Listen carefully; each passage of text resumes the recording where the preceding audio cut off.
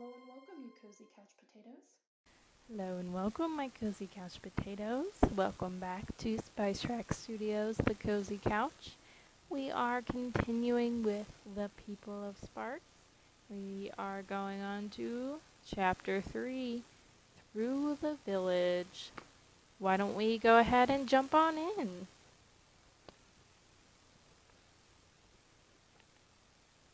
The woman who had greeted them led the people of Ember into the town.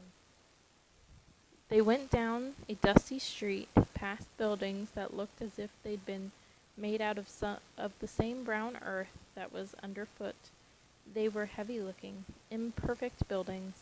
Their walls were flat and lumpy, rounded smooth at the corners. Lena saw cracks in the walls and crumbled places where bits of a window ledge or a step had fallen away. Path and alleys and strips of garden wound between the houses. It was clear that no one had planned this place, not the way the builders had planned Ember. This town must have grown. One bit added to the next and another bit added to that. Plants grew everywhere. In Ember, the only plants were in the greenhouses, unless you counted mold and fungus, which grew on the trash heaps and sometimes in kitchens and bathrooms. Here, flowers and vegetables grew together beside every house.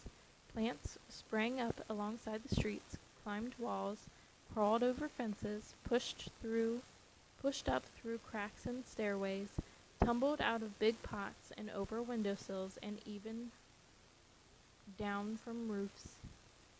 There were animals too, huge, amazing, terrifying animals. In a fenced-in place at the edge of the town, Lena saw 4 brown animals much bigger than she was, with squarish heads and long tasseled tails. Farther on, tethered to a post in front of a house, was a yellow-eyed creature with 2 spikes poking out of its head.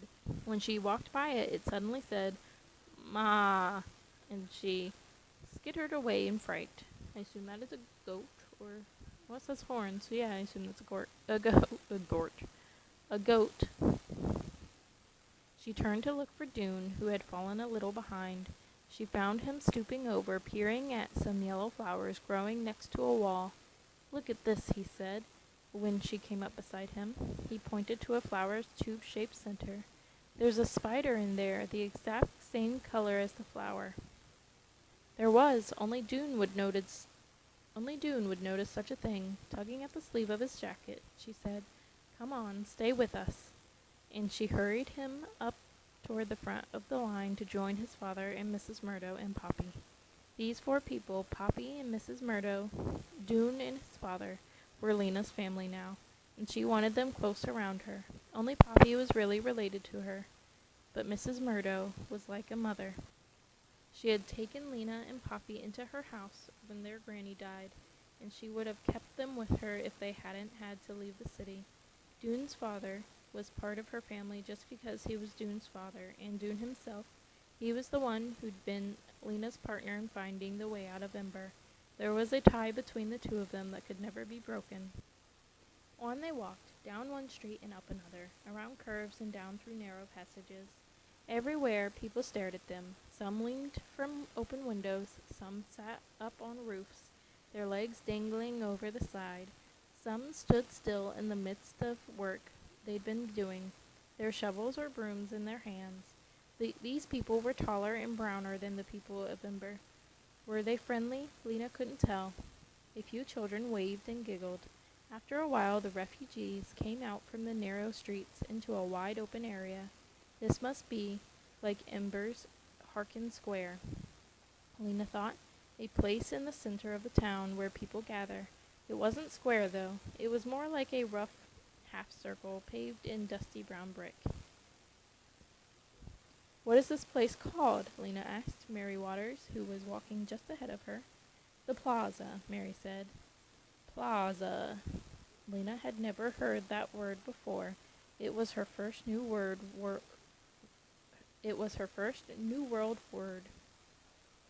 On one side of the plaza was the river. On the other side were stalls with thatched roofs and small buildings with display racks out in front holding faded-looking clothes, shoes with thick black soles, candles, brooms, pots of honey, and jam, along with plenty of things that Lena didn't recognize. A bigger building stood at the plaza's far end. It had wide steps in front, a double door, and a tower with windows up high that looked out over the plaza. Next to it was a tremendous plant of some kind, a great pole, much higher than the people, much higher than the buildings. I would hope it would be higher than the people. Much higher than the building, with branches like graceful, down-sweeping arms and leaves like bristles. What is that? Lena asked a woman who was standing at the edge of the plaza, watching them go by. The woman looked startled. That's our town hall, she said. No, I mean the big plant next to it. Big plant? The pine tree? Pine tree, said Lena. I've never seen a pine tree. Her second word. Pine tree. The woman gave her an odd look. Lena thanked her and walked on. Step this way, please, said Mary, who was trying to keep the unruly refugees in order. There's plenty of water for you here, both in the river and in the fountain. She pointed to the middle of the plaza, where there was a pool of water circled by a low wall. The water in the middle of the pool jumped into a column of bubble and spray that splashed back down and jumped up again constantly. The people of Ember surged forward. Dozens ran to the edge of the river and bent down to bathe their faces with water. Dozens more crowded around the pool. Children splashed their hands in it, crawled up on the rim, and tried to reach the leaping water in the middle. Some of the children jumped in and had to be hauled out by their parents. People at the rear of the crowd pushed forward, but people at the front weren't ready to be pushed. Suddenly there was yelling and jostling and water sloshing out onto the pavement. Lena slipped and fell down, and someone tripped over her and fell too. Please, shouted Mary, her deep, loud voice rising above the uproar. Order, order, shouted a man's voice. Lena heard other voices too as she struggled to her feet. The voice of the villagers crowding in at the edges of the plaza. Get back, Tommy, get away from there. Where did you say they came from? Under the ground? Are they people like us, Mama? A child said. Or some other kind? Of course we are like you, thought Lena. Aren't we? Are there more kinds of people than one? She got to her feet and wrung out the hem of her sweater, which was sopping wet. She spotted Mrs. Murdo on the other side of the plaza and headed towards her. The commotion finally subsided. The people of Ember, their thirst quenched, gazed about them in wonder. Everything was strange and fascinating to them. They stood with their heads craned back, gazing at the towering plants and the peeping creatures that flitted around in them. They stooped down to touch the bright flowers. They peered in doorways and windows. Children ran the grassy bank to the river, tore off their shoes and socks, and dunked their feet in the water. Old people, exhausted from their long walk, lay down behind bushes and went to sleep. The three town leaders began moving among the people of their village, talking with them in low voices for a minute or two, then nodding and moving on. Lena saw these townspeople glance at the new arrivals with worried looks. They didn't seem to know what to say. Lena could understand why. What would the mayor of Ember have done, for instance, if 400 people had suddenly arrived from the unknown regions? By this time the sky was beginning to darken. A few townspeople started calling the refugees together. Come this way. Call your children. Please sit down. They stood at the edges of the crowd with their arms stretched out and nudged people inward until finally all 400 people were squeezed into the plaza, gathered around the wide steps in front of the town hall, where the three leaders were standing. Mary Waters raised her arms above her head and stood that way without speaking for several seconds. She looked powerful, Lena thought, even though she was very short. The way she stood, with her feet planted slightly apart and her back straight, made her seem almost to be growing out of the ground. Her black hair was streaked with gray, but her face was smooth and strong-boned. Gradually, people fell silent and turned their attention to her. "Greetings," she cried. "My name is Mary Waters. This is Ben Barlow." She pointed to one of the men standing next to her, a wiry man with a stiff gray box-like beard jutting from his chin. He had 2 wrinkles like the number 11 between his eyebrows. And this is Wilmer Dent," she said, pointing to the other man. He was tall and thin and with wispy, rust-colored hair. He smiled a wavering smile and waggled a few fingers in greeting. "We are the 3 leaders of this village, which is called Sparks. 322 people live here. I understand you come from a city 3 days' walk away. I must say this is a surprise to us. We have not been aware of any post-disaster settlements nearby, much less a city." "What does post-disaster mean?" Lena whispered to Dune. "I don't know," Dune said. Mary Waters cleared her throat with a gruff sound and took a breath. "We will do our best for you tonight, and then tomorrow we will talk about your plans. Some of our households are willing to take a few of you in for the night, those with young children and those who are old or ill. The rest of you may sleep here in the plaza. Those who go with the householders will share in their evening meal. Those who stay will be given bread and fruit." There was a scattering of applause from the people of Ember. "Thank you," several voices cried out. "Thank you so much." "What's bread?" Lena whispered to Dune. He shrugged his shoulders. "Will all those who most need shelter for the night please stand?" Mary Waters called. "As I said, those with children and the elderly and ill."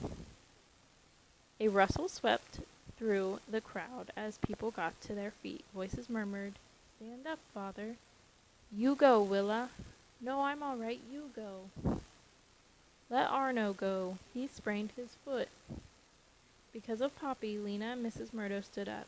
Dune remained sitting, and so did his father. The brilliant yellow ball in the sky was traveling downward now, and the shadows grew longer. Night was coming, and with the gathering darkness, Lena's spirits grew darker too. She thought of the green and blue bedroom she'd moved into back at Mrs. Murdo's house in Ember, the lovely room she had been so glad to have. She was homesick for it. Right now she would have been happy to have a bowl of turnip soup and then crawl between the covers of the bed in that room with Poppy next to her and Mrs. Murdo out in the living room tidying up, and the great clock of Ember about to strike 9, the hour when the lights went out. She knew that this place, the village of Sparks, was alive, and that Ember was dead, and she would not want to go back there even if she could. But right now, as the air grew chilly and whispered against her skin, and a strange bed in a stranger's house waited for her, she longed for what was familiar. Mary Waters was calling out names. At each name, someone from the village stepped up and said how many people that household could take. "Leah Parsons," a tall woman in a black dress, came forward. "2 people," she said, and Mary Waters pointed at an old couple at the front of the crowd of refugees, who picked up their bags and followed the tall woman. "Randolph Bonito," called Mary, and a big red-faced man said 5. The Kendrick family with their 3 small children went with him. "Evers Mills, 4. Lanny McMorris, 2. Jane Garcia, 3. It went on for a long time. They grew darker and the air cooler. Lena shivered. She untied her sweater from around her waist and put it on. Light and warmth must go together here, she thought. Warm in the day, when the bright light was in the sky, and cool at night. In Ember the lights made no heat at all, and the temperature was always the same. At the edges of the plaza, someone was raising a flame-tipped stick. and lighting lanterns that hung from the eaves of buildings. They glowed deep yellow and red. Mary was pointing at Mrs. Murdo now. "You, ma'am," she said, "your child looks the sickest of anyone. We'll send you home with our doctor. Oh, great, she gets to stay with Taryn." Wasn't that his name, Taryn? She beckoned to a woman standing nearby, a tall, bony old woman with bushy gray hair chopped off just below her ears. She was wearing loose pants of faded blue and a rumpled tan skirt and a rumpled tan shirt that was buttoned crookedly, so one side hung down lower than the other. "Dr. Hester will take you," Mary said. "Dr. Hester Crane." Lena stood up. She turned to Dune. "Will you be all right here?" she said. It made her uneasy to be separated from Dune and his father. "We'll be fine," Dune said. No need to worry," said his father, spreading a blanket on the ground. The doctor stooped down to look at Poppy, who drowsed in Mrs. Murdo's arms. She put a hand on Poppy's forehead, a big knuckly hand with veins like blue yarn. She pulled down the underside of Poppy's eye. She said, "Yes, well, come along. I'll do what I can for her."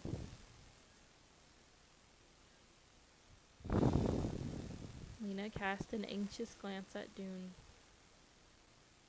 "Come and find us in the morning," Dune said. "We'll be right here." "This way," the doctor said. "Oh, wait." She scanned the mostly empty plaza.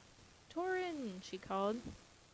Lena heard the slap of footsteps on brick and saw a boy running toward them out of the darkness. "We're going home now," the doctor said to him. "These people are coming with us." The boy was younger than Lena. He had a strangely narrow face, as if someone had put a hand on either side of his head and pushed hard. I can't. Ugh. His eyes were round blue dots. Above his high forehead, his light brown hair stood up in an untidy tuft.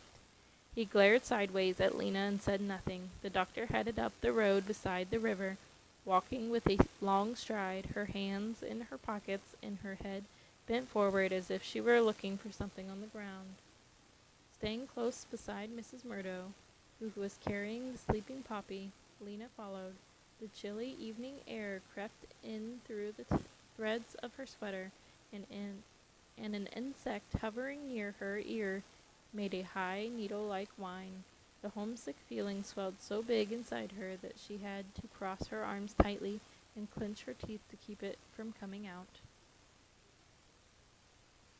All right, my cozy couch potatoes, that is it for Chapter 3. I hope you enjoyed this chapter as much as I did. Don't forget to like, subscribe, share, all the likes. I will see you next time. Bye.